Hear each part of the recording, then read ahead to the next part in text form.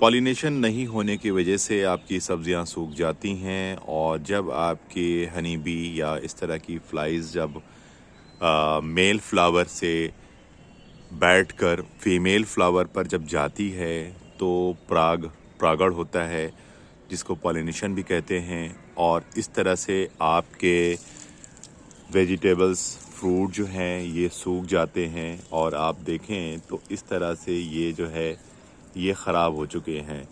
इस तरह इसमें पॉलिनेशन नहीं हुआ है और ये जो है ये कद्दू का फल है, ये कद्दू ये सूख गया है और ये डे बाय डे और ख़राब होता चला जाएगा। तो पॉलिनेशन नहीं होने की वजह से इस तरह से कंडीशन बन जाती हैं।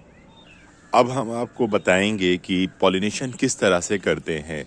पॉलिनेशन दो तरह से किए जा सकते हैं। एक तो नेचुरल होता है, जो हनी बी या इस तरह की फ्लाइज जब आती हैं एक मेल फ्लावर पर बैठती हैं और वो बैठकर फीमेल फ्लावर पे जाके बैठ जाती हैं।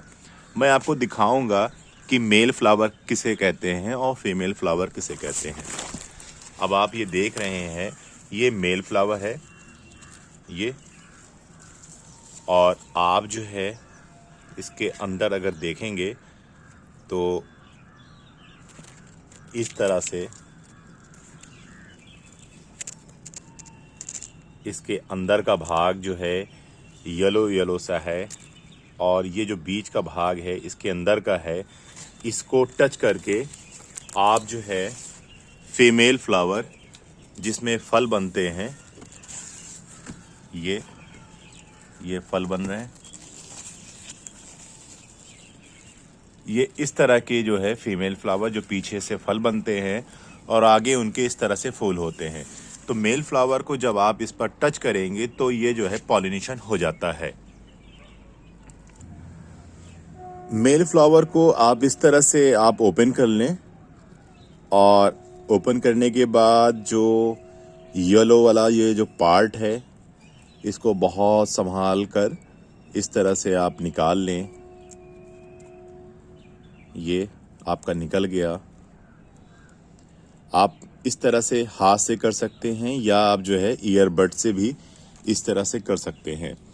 इसको फिर जो है आप इसको टच करके फीमेल फ्लावर को आप जो है उसमें आप इसे टच कर दें, पॉलिनेशन आप कर दें।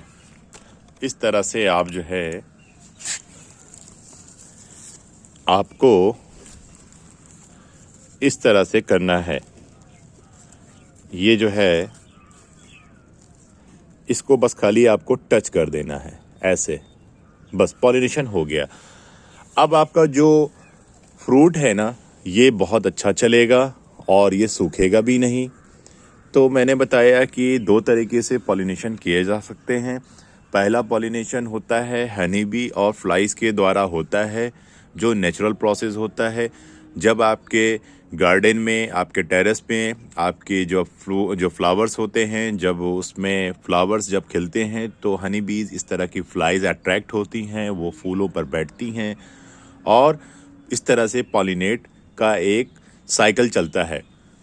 तो पॉलिनेशन इस तरह का एक ये होता है, एक आप अपने हाथ से भी कर सकते हैं।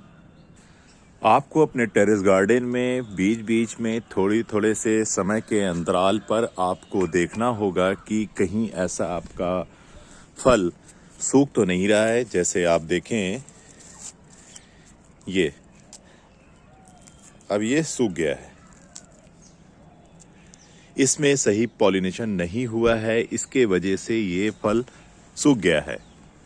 आपको अपने टेरेस गार्डन में इस तरह से बीच बीच में आपको देखना होगा कि आपका पौधा सही से उसमें फल में पॉलिनेशन हुआ है कि नहीं हुआ है, या ऐसा वहाँ पर सूख रहा है।